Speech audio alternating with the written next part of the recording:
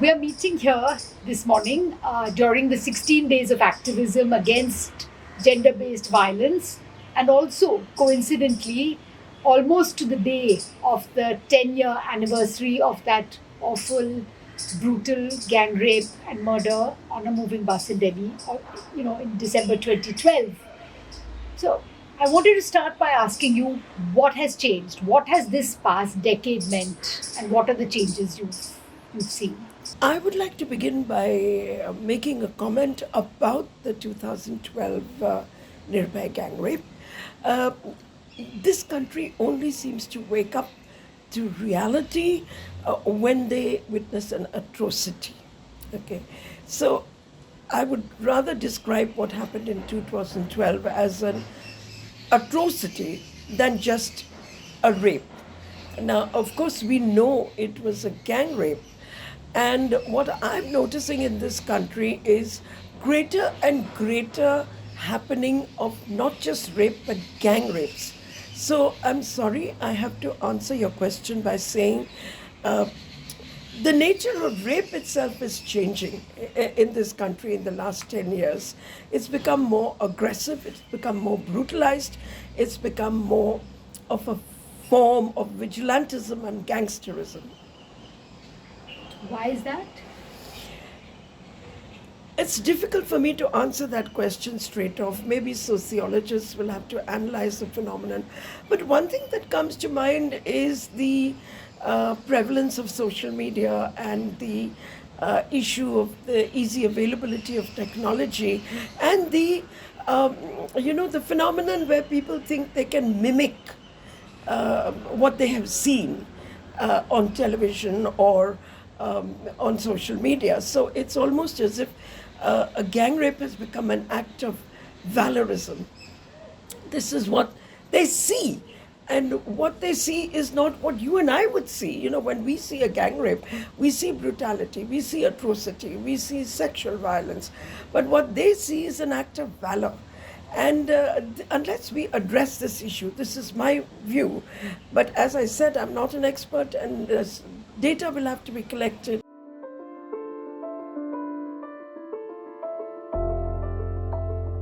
There has been a turning point in the consciousness of the women's movement. There has been a turning point even in the consciousness of women who are raped. One of the unforgettable lines, which I have never forgotten, and I actually did a whole poster on it, was what Nirbhaya said when she was in hospital.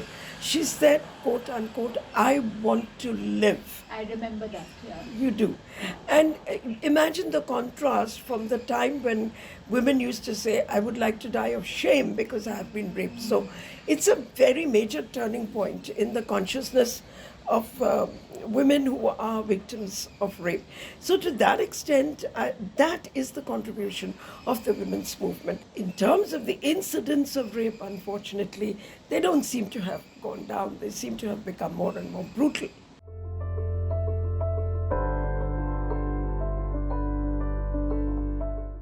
I think what you're saying only establishes that increasing punishment does not answer the questions that we are asking today. So, in fact, we did argue when death penalty was being introduced for things like gang rape and repeat offenders that what you're doing is only ensuring that the victim herself is killed, because if a person thinks I'm going to be given the death penalty, then why should I keep a woman alive?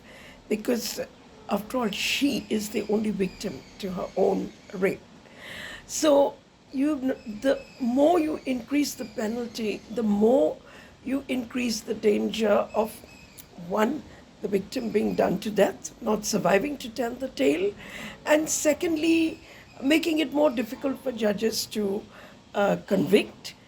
We have seen the tendency where instead of convicting for rape, judges convict for murder. And the whole issue of rape is kind of under the carpet.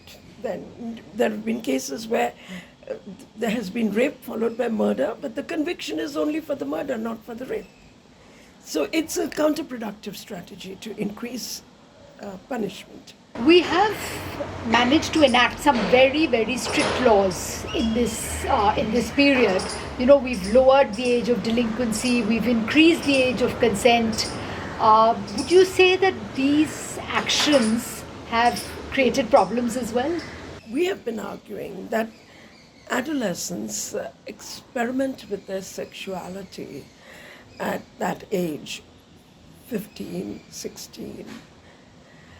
When you increase the age of consent to 18, you are criminalizing the youth of this country, the adolescents of this country. And we opposed it when it was being introduced. Nevertheless, the government of the day thought it was a very progressive thing to do.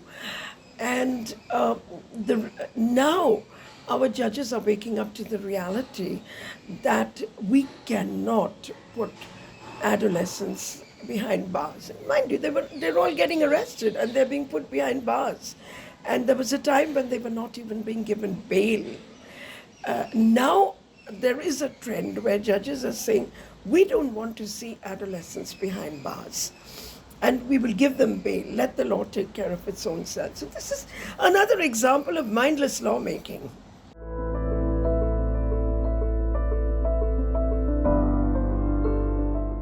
Her case was taken to court. Why? Because she converted to Islam out of her own free will and choice. And her father wanted to invalidate the marriage which followed after her conversion. So there was a horror story there to begin with. Then you had a court of law going to the extent of invalidating her marriage on the request of her father. She was an adult. She was, 23, I think. yes, certainly well past the marriageable age, well past the age where she could decide for herself who she wanted to marry, to such an extent that the issue reached the Supreme Court of India. Now, what horrified me, I was there, I was arguing on her behalf, was the argument I heard on the other side made on behalf of the father. And the argument was that she has been, quote unquote, brainwashed. And finally, when the Supreme Court did deliver a progressive judgment, even so, her voice was ringing loud and clear in the Supreme Court of India. She said, when she was asked by Justice Deepak Mishra in open court, he said, "What do you want?" He asked her the question. And her answer was, "I want my religion and my husband." It's again an unforgettable answer. And that's when he said, "Yes, we are convinced that you have converted out of your own free will and that you want to be with your husband." Even so, she said, "I want to study. I want to continue with my studies." She was doing a homeopathic course at that time. And then he said, "All right, you continue with your studies, but you will stay in a hostel till you complete your studies." So you see that the reluctance to give complete autonomy to women. I want to pick up on two threads from here. One, of course, is this whole love jihad bogey. And it's really actually not a bogey because you have as many as 8 states that have laws against love jihad. I have written extensively about it, but I refuse to use the expression love jihad. This pertains, and ironically, these laws are titled Freedom of Religion Act. They are the converse of freedom of religion. The Constitution of India in Article 25 not only guarantees to you the right to decide on your own religion, but also to practice and propagate it. So I have written in my article, which was published in the leaflet, that let's not call it conversion. Let's call it what it is. When I take to a religion, I'm adopting a religion. It is my conscious act of adopting another religion or a religion, or I might, from being an atheist, I might adopt a religion. We've had spectacular examples in this country of women adopting Islam. If I'm not mistaken, a very famous poet in Kerala who took to Islam and remained a follower of Islam till she died, a poet, Kamla, I think her name is. Kamla Das, yeah. And we've had very famous musicians who have converted to Islam. So why use words like conversion? They adopt a religion of their choice. That's one issue. So I strongly suggest we, at least in the movement, in the women's movement, stop using the expression love jihad. While this goes beyond infantilizing people, it enters the realm of everybody in this country is a Hindu. Hinduism is a way of life. Hindutva is something that we need. It's cultural nationalism. It's not about the Constitution of India, and that's a whole different debate. It's nothing to do with religion. It's more to do with a politics of religion.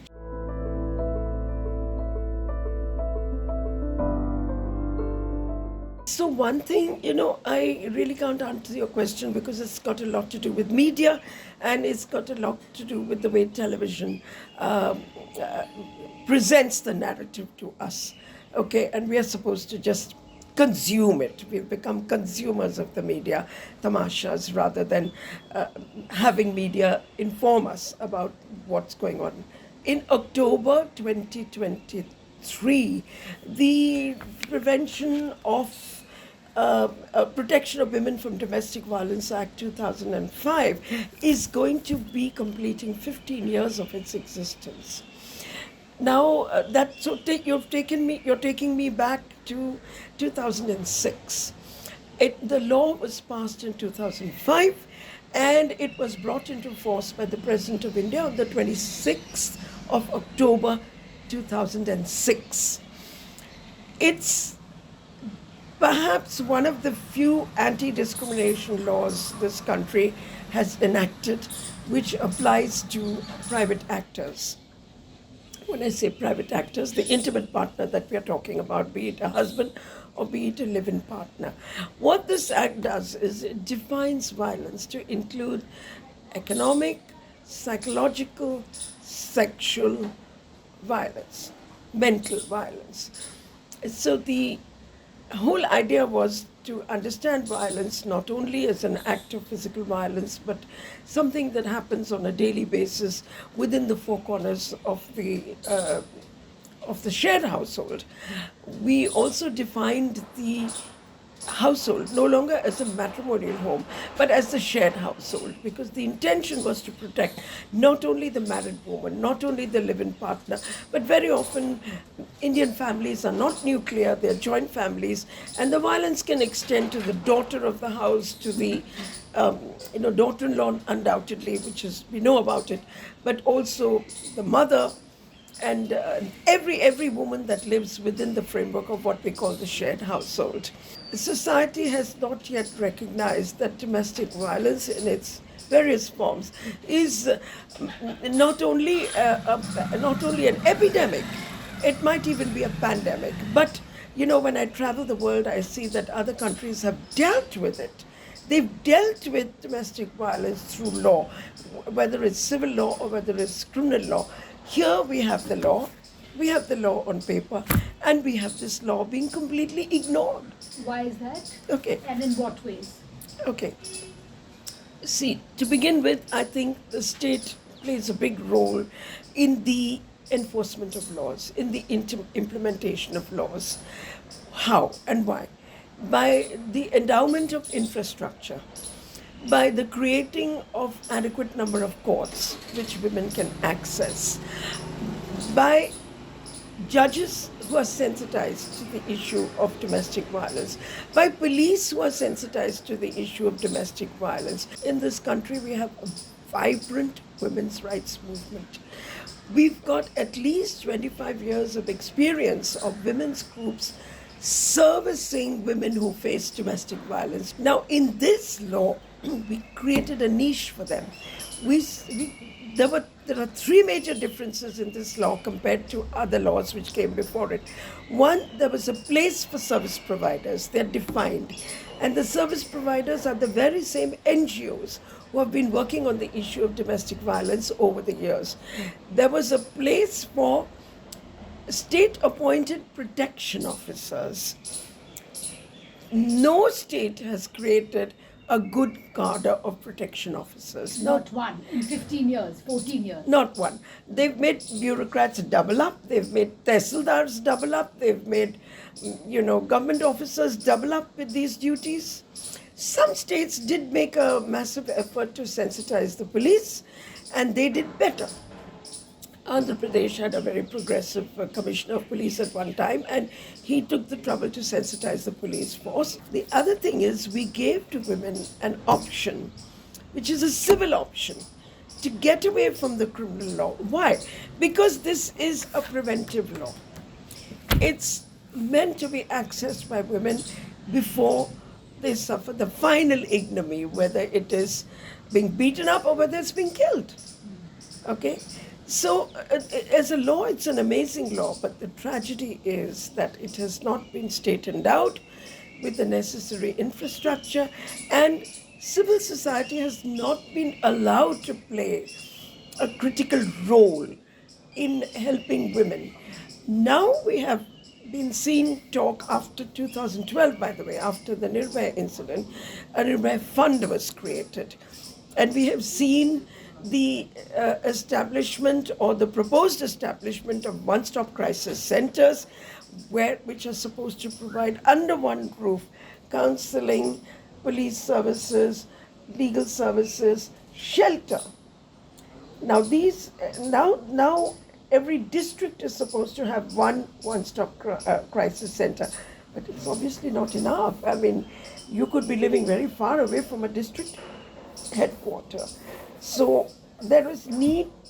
The Nirbhaya fund is not spent. There is unspent money lying in the coffers of the government of India under the name of Nirbhaya, and it was meant for these purposes. We have the data which tells us very emphatically that the home is not the safest place. That 1 in 3 women face violence from a family member. This is a crime in plain sight, and there is very little intervention. Why is that? I think you hit the nail on the head. So, except that it is not a crime in plain sight. It happens behind closed doors. And I have dealt with cases where women, although they wanted to reach out, have literally physically been prevented from moving out of the house in order to go and make a complaint. What you are talking about is that the narrative in the public domain that this happens because women step out is what women have been called myths. But I prefer to call them the backlash, okay? It's not just a myth. It's more than a myth. It's a narrative. Again, it's a narrative similar to love jihad or whatever other narrative that you see. So it's really intended to push women back into the home. And I guess the more you see women in the public domain, whether in positions of working women or whether they are in the service sector where also they're working, whether they're in the courtroom appearing as lawyers, you know that there's a lot of discussion on the attire that women lawyers wear, never any discussion on the attire of what men wear. Shorn of all its trappings, the argument is go back home. So, and I have also noticed in my own perception, in my own life, that the more quote unquote successful you get, and I don't want to emphasize the word successful, but the more experienced you get, the more you advance in your career, the greater the discrimination you will face. Did you face discrimination? Yes, I did. And would you like to talk about it? I can tell you how it manifests. It's I haven't understood it fully as yet, but I think it manifests in the form of exclusions, and for 2 reasons. One is because as working women, we don't really believe in networking in all male networks. Networks are still all male, and it's no fun networking. With not networking, being in those meetings, because that's where, there's a difference between networking, which is more like a business thing to do, and being vested. So I'm vested in my work, but I'm not networked in my work. And that results in all kinds of forms of exclusion, which then have a negative impact on you psychologically and in every other sense of the word. And that will happen more and more. It's the same issue which you said, that you as a woman, you will be protected, but dare to have a voice of your own and you will suffer exclusions.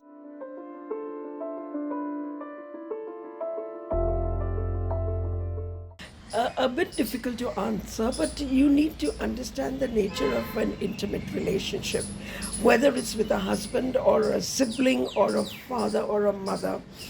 All intimate relationships, the word intimate, what does it indicate? It indicates an emotional bond, it indicates a shared history, it indicates a living and sharing together. Now, in that situation, the realization that you are being exploited or that somebody is being violent towards you takes a long time in coming. And coupled with that, there is the hope that things will improve. One day, things will improve. There is also the phenomenon of what we call the cycle of violence, what sociologists have called the cycle of violence, where an abusive spouse will suddenly turn very affectionate towards his partner in an attempt to keep the woman under his control. I mean, the men do fear the women leaving the four corners of the house as well. In a manner of speaking, they don't see, the partner doesn't see violence as a crime, certainly not. There is data that shows that I think 53% women believe that a beating is justified, beating by a husband is justified if a meal is improperly cooked But or if children are being neglected. That's frightening. look, I have doubts about that data. I don't know how it's been collected, but let's assume that there would be some women, not certainly not a working woman, or certainly not, women who are exposed to the real world or the working world or the world outside the home, would not justify it. I've seen in the courtroom, I've seen judges, after dealing with a very violent relationship, saying things like, now touch his feet and go home. What? Yes, they've said it. So if this is the attitude to violence against women, can you blame them for not accessing the law? Yeah. Of In course, fact, in fact, only 14% women who face domestic violence. So 1 in 3 face it, but only 14% of these 1 in 3 will tell anyone about it. Forget about police; they won't even tell family members about it. see, I think most women do know that there are women's groups, women's organizations, especially in urban centers. They exist in large numbers. And as I told you earlier, the women's movement has made strident advances in that matter. I want to tell you about a case which I dealt with very early, well, about almost 15, 20 years back, where a woman came to court seeking relief from the court. What was she asking for? The only thing she asked for was custody of her child. Now, that's the other issue. They don't walk out of the home because they're afraid of losing custody of the child. And this is partly because the Indian Minority and Guardianship Act till today has on the statute book a provision which says the father is the natural guardian of the child. She left the home and she went back to court repeatedly asking for custody of the child. And she really didn't get it. And believe it or not, of all things in the world, her husband was a dealer in kerosene. This is a true story. And On one of the hearings, the judge said to her, "Why don't you go back to the house and try this out?" And only out of love for her son, she went. The next thing I heard that she had died by being burnt Oh God. with Yeah. kerosene. And nobody even was willing to acknowledge that this could have been a murder. Oh, the husband said it was an accident. This law, which was drafted, had the ability where a woman could access custody, could get maintenance, could get a stop violence order, could get an order for not being evicted from the shared household. A whole lot of dramatic new remedies were introduced in the law. Would you add or take away something from this law if you had to rewrite it? Just the one thing that you would add and the one thing that you would take away. I would empower women's groups mandatorily. Here it is optional. The other very important thing which your readers should know is that it also created medical facilities as service providers, which means that if any woman were to access a medical facility, they would be bound to provide her with relief. And in Bombay, of course, spectacular work was done in Bhabha Hospital. There was a project known as Dilasa, housed in her hospital, where all the doctors were sensitized on how to deal with a woman of domestic violence, and the project showed results. So there you are. I mean, these kind of best practices, we now have multiple best practices. They should be formalized, they should be made mandatory, and these are the people who need to be brought on board to help a woman facing domestic violence. The medical profession, well, even doctors. I mean, classically, recently, Shraddha's case, classical, my dear. When she was asked, "Why do you have this injury?" she said, "I had a fall." This is the standard answer of a woman who has faced domestic violence. She told her friends. She told her employers knew. It's not that it was a secret, and I guess this is what you mean. It's not hidden in plain view. We just choose not to look. Yes, it is the failure of civil society. In India, there is only one form of social security, and that is when a woman faces a problem with her matrimonial home, it's only her family she goes back to. Now, if that family is going to tell you, "Don't come to us," where is she going to go? How is she going to have the confidence that a one-stop crisis center will help her, or a women's organization will help her, or a shelter home will help her, or that she's going to be able to find a job? What I would like to see is a policy enacted by all employers, okay, that they will support the women working in their organization who face domestic violence. And how will they support them? They will first of all have, well, a counselor on board in office to whom a woman can talk freely about the domestic violence she's facing at home. When we get orders for, financial relief for women from courts, it's impossible to execute that order. Now, what I would like to see is employers coming, a law where employers come on board and they say, "Look, we'll deduct from the salary and give it to the wife." Okay, there are multiple ways of helping people if you want to. The will is lacking. Systemically, this culture of exclusion, this culture of discrimination, this culture of, let's say, office offsites, being one example in the pre-pandemic years, at least, being the site of a lot of sexual harassment taking place. It hasn't fundamentally shifted in India. Let me give you the United States of America. The legal system works. We are a stratified society, okay? Hierarchy is the norm. And even if you see the way these atrocities or this harassment occurs, what we call sexual harassment, there is always a hierarchical relationship, almost always. We've had an example in this country of a Chief Justice being accused of uh, sexually harassing an employee. Look at that. Okay. Correct. And And he's now in the Rajya Sabha. he's now in the Rajya Sabha. And it doesn't concern me whether the relationship was consensual or not. What concerns me is that happened at the workplace. There are no equal workspaces. There is no equality at the workspace in terms of hierarchies. That's one reason why we have not been able to get a lot of success in the Me Too movement.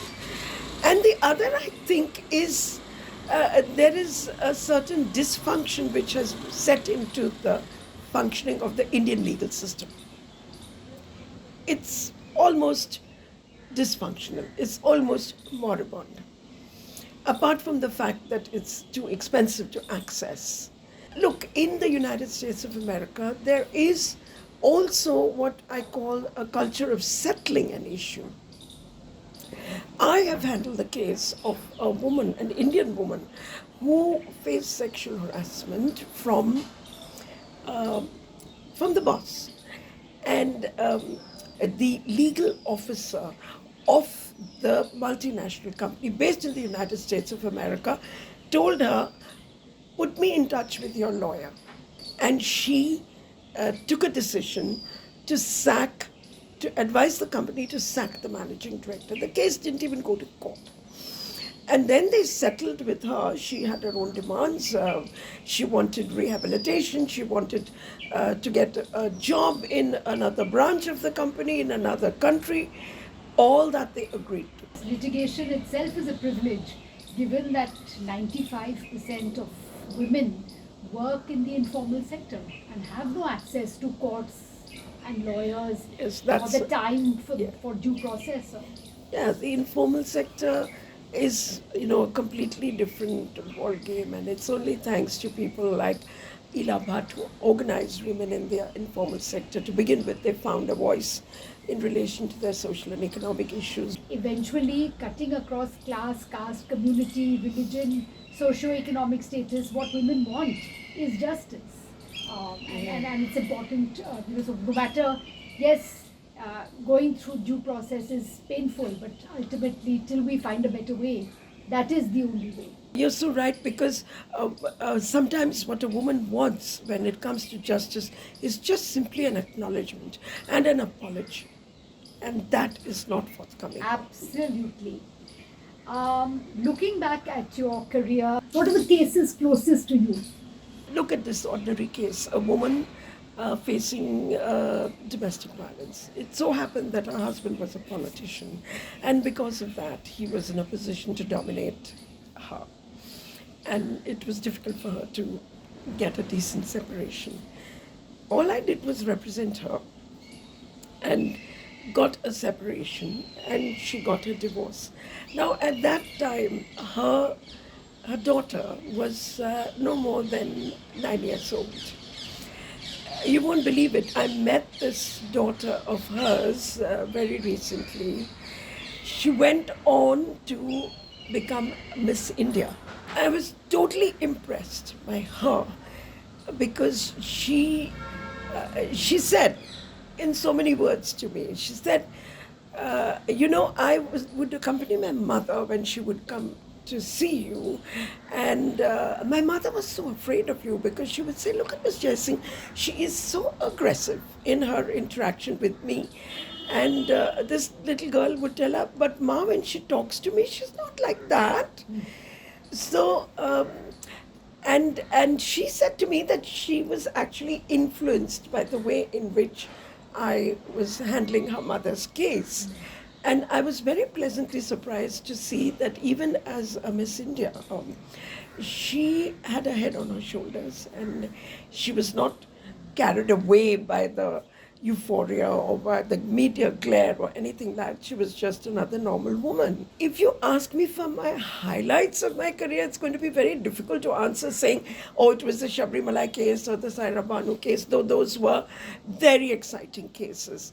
But at the end of the day, it's just about that one person whose face I can still see and who says, I'm leading a better life today. What keeps you going? What gives you hope? I believe in the rule of law. And regardless of what people may say, that, oh, our courts are corrupted, and oh, our courts have given up, and oh, the executive is dominating the judiciary. But I believe in myself, and I believe in my ability to articulate the values of the Constitution. I was coming of age at a time when, the values of the Constitution were part of our everyday life. And I've grown up with people around me who used to just talk about those values, about the dominance of the public sector, about how services have to be provided, about how social and economic rights have to be implemented. And that was what I chose for my career. And I think it keeps me going till today.